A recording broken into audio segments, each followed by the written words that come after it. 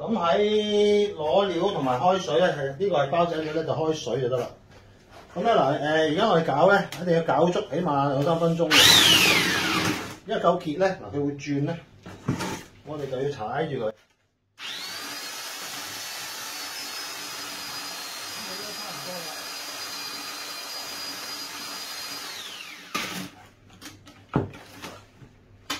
如果想去猜個波仔咧，咁我哋要落多少少啊？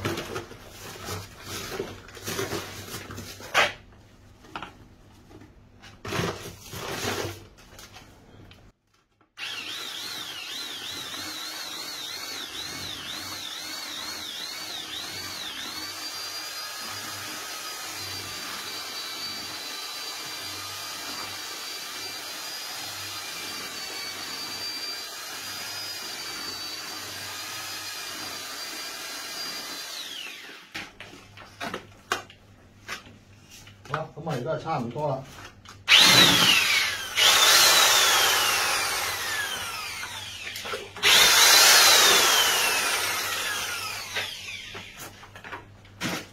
OK， 嗱而家又結到啦，就可以猜個波仔啦。試波鈴咧就係即係石屎剝落個維修。咁呢個維修咧，首先咧。咁啊要一個梳咳啦，梳咳呢個梳咳咧就攞呢啲磨機啊，攞呢啲石屎腳件，就開路，開6mm 至8mm 嘅路，開個路你要擺喺邊度？譬如話你喺嗰個敲鑿，我哋個 hammer text 嘅過程裏邊咧，斷定咗嗰個位置係要做修補嘅話咧。咁通常都係計錢噶嘛，咁我哋就會一個丁方咁樣界咗出嚟 mark number， 然後就定嗰個尺寸。上報咗之後咧，如果客戶 OK 冇問題啦，簽咗啦，咁就會開路。跟單定咗agree咗嗰個尺寸咧就開路。入咗之後咧，開咗個路之後咧，就開始做一個打鑿嘅功夫。打鑿功夫就係話。攞個炮仔打到見到手指有勾一個手指入，咁呢個就為之嘅叫做標準嘅工序。好啦，咁啊打完呢個石屎做咗呢個動作之後咧，咁啊除鏽嗰個工作咧，你可以用呢啲叫鋼絲刷刷佢。如果喺個狀態係好嘅話咧，刷都 OK 嘅。如果佢係太差嘅話咧，你就要用呢啲工具啦。一樣嘢你可以用呢啲，係啦，快速慢速視乎你嗰個經驗啦。最好你驚扭親手啊，啲唔熟嗰啲就建議就唔好 DIY 啦，你自己用個刷下佢就算啦。通常呢啲咧，你刷呢啲嘅話咧，都要熟手。嗱，你可以望下呢啲就係除咗鏽個效果，因為生咗鏽嘅啫。但係未斷未成嘅，咁如果佢斷咗點啊？咁樣斷咗太霉太爛咧，我哋就有一個叫做駁鐵嘅動作。駁鐵咧係跟佢個圓底嗰個鋼筋嘅 diameter 嗰個直徑係有條數計嘅，係駁翻咧，你係駁翻幾粗嘅鋼筋去紮翻佢，然後去先至去做其他流程嘅。咁呢度40料、25料咧，其實再 detail 啲嘅話咧。直播先講，咁25料通常咧佢係輕啲嘅，咁佢嗰個結構力咧係少啲嘅，於是乎咧通常都會做一個叫做天花修補。如果佢喺40料嗰度咧個結構力大少少嘅，咁佢會做一個叫做橫梁啊、牆身啊嘅修補。Primer咧就係一個叫做石屎嘅膠水，叫黏合膠水。咁呢種黏合膠水咧，其實咧每一隻牌子咧，佢都有唔同嘅叫法嘅。如果講係富斯樂嗰隻咧，佢叫做Nattobond 嘅 SBR 嘅。咁呢一隻就叫做 Unicell Primer。咁通常點開咧？一份 Primer 就溝，如果用容量計咧，一份 Primer 就用1.5份嘅泥嘅英泥，或者係用翻40料，佢就會開出嚟咧咁色噶啦，就會藍藍地色嘅。哇，藍藍地色嘅話咧，咁第一時間咧除咗手啦嚇，而家除咗手，咁我哋就會游落去鋼筋度先嘅。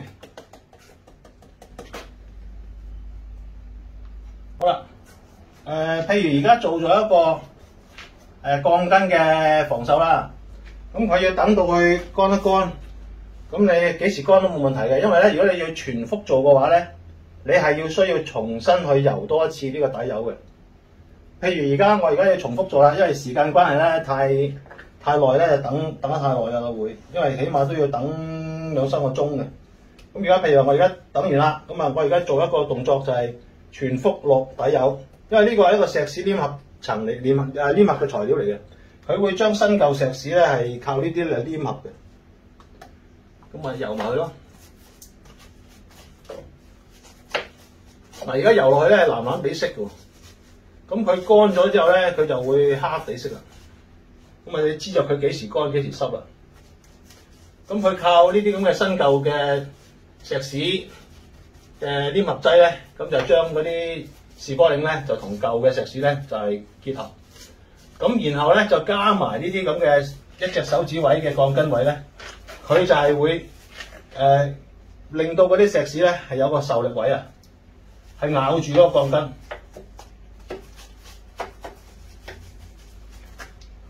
於是乎咧，當佢乾透之後咧，乾硬咗之後咧，佢就會成幅咧就好實淨啦。如果唔係咧，工序有錯誤嘅話咧，佢就有機會咧跌翻落嚟㗎。即係大家要留心同埋小心啊！呢個動作。嗱，當然如果你大面積嘅咧，就唔係一兜仔啦，成桶㗎。咁啊，當全部游完之後，咁啊開咗頭先嗰啲波仔料咧，就可以用手去落去啦。通常咧呢啲底油咧，佢建議都係一個叫做wet to wet， 即係濕潤情況之下去抿嘅。呢個係最佳嘅。如果佢係乾晒，你先至抿啦，唔該就再游多次。好，游完底油之後咧，佢顏色係咁嘅。咁就你趁住佢係濕潤嘅程度之下咧，你就可以猜個波仔，用手抿落去啦。咁啊，猜個波仔，根據嗰個物料供應商嘅指引，咁啊猜到個波仔嘅位置啦。咁啊搣開兩橛啦，咁啊猜落去啦。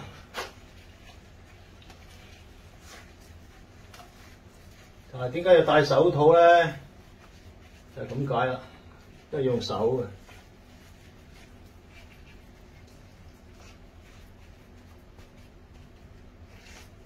一般就唔使到嗰個距離咁大嘅，如果唔係咧，你都要好啱嗰個乾濕度先得嘅。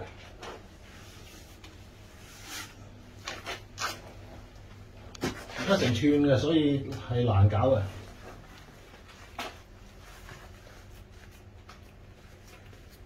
好啦，咁啊，佢就叫做壓落去啦。壓落去意思咧，就即係等啲空氣離開咗啦。嗱，睇到嘛？咁樣壓落去，咁佢就會同嗰個頭先嗰啲黏合劑同嗰啲舊石屎咧，就會黐埋一齊啊。如果呢個係天花嘅話咧，就更加重要啦，因為佢會跌落嚟㗎嘛。而家你見到佢係長身啫，40料，所以點解25料係需要輕身啲咧？輕則沙漿係咁解。係啦，當佢硬化咗咧，咁啊都要用炮仔打。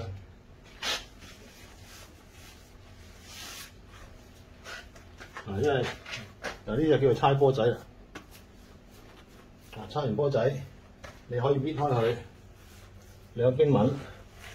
咁呢啲亦都係同呢個鋁窗嘅窗邊嘅抿泥咧係同一道理嘅，兩邊喺個鋁窗嘅窗邊兩邊抿。如果你係用入合格嘅材料咧，嗰鋁窗係唔會漏水嘅。好啦，呢個就係猜完波仔抿泥落去一個邊度，你見到嗱，而家一般好少人打到咁深㗎，呢個程序成寸㗎啦喺度，呢個距離成寸㗎啦。咁因為呢個係一個模擬嘅環境啦，所以就做到咁闊咯。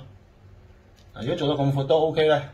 通常一般，如果你打到去即係一攞一手指位嘅話，而家有2隻手指位㗎，其實2個手指位嘅，一隻手指位其實夠㗎，因為佢要你咁樣咬住嘅話咧，當佢乾咗嘅時候咧，佢嗰個叫做黏結力咧就會夠做其他嘅層嘅。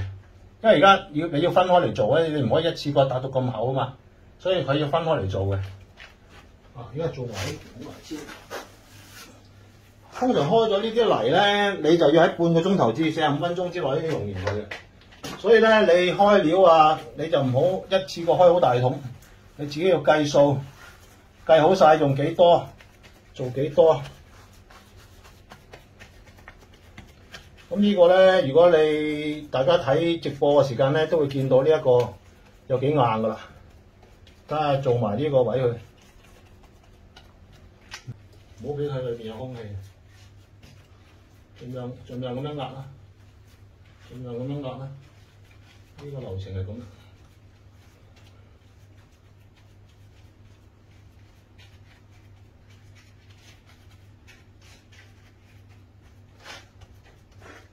最辛苦都係天花㗎啦，要向上。呢啲長身啊比較容易做㗎。咁啊，譬如有啲位喺度啦，就咁樣啦，就壓翻落去啦。一包泥100幾蚊，唔係做好多地方，唔係做好大嘅面積㗎咋。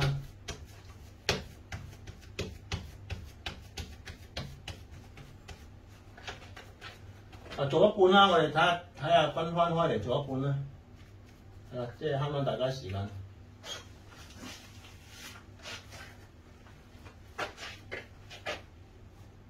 呢個就猜波仔啦。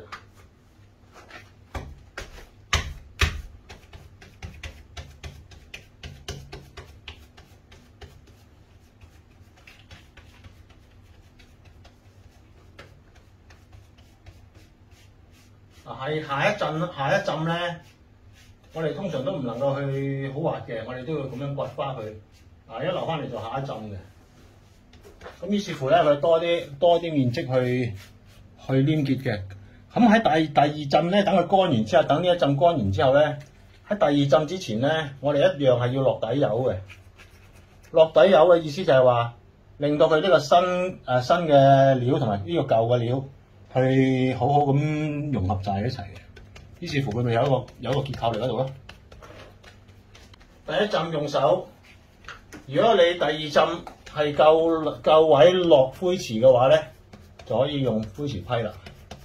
因為佢面積大啊嘛，你唔係下下都用手㗎。即係佢有好大嘅面積嘅話，你有得想落到批池就工序就快好多啦。你咁樣上下咁壓，一定要確保佢裏邊啲空氣唔好阻住佢嗰起個英泥嘅化學作用。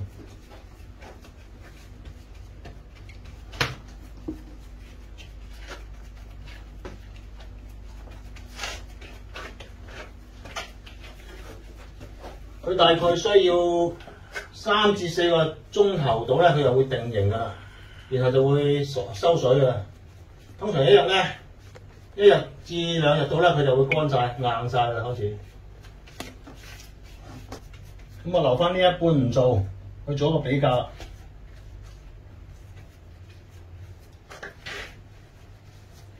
咁直播嗰日應該睇到佢有幾硬啦。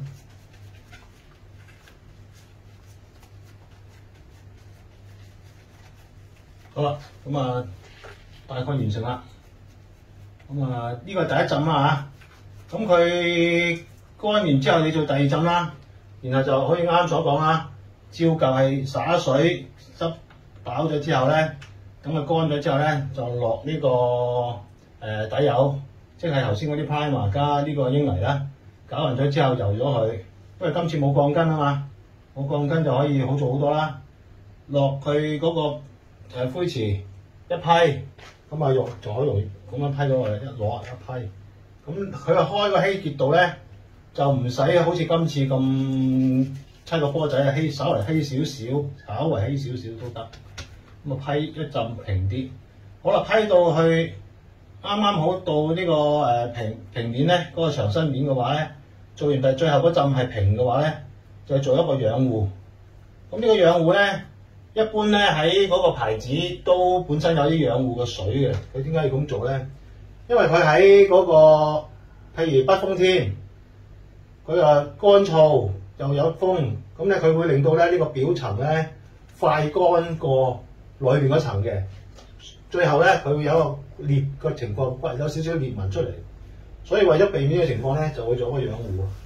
咁基本嘅養護咧，你如果又真係太極端嘅天氣咧，有啲師傅就會用膠袋或者膠料咧、帆布啊，就冚一冚佢嘅。咁呢個亦都可以做嘅。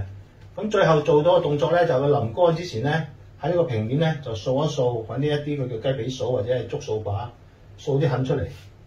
咁佢就會令到嗰個表面面積加大咗咧，就會又會好啲嘅。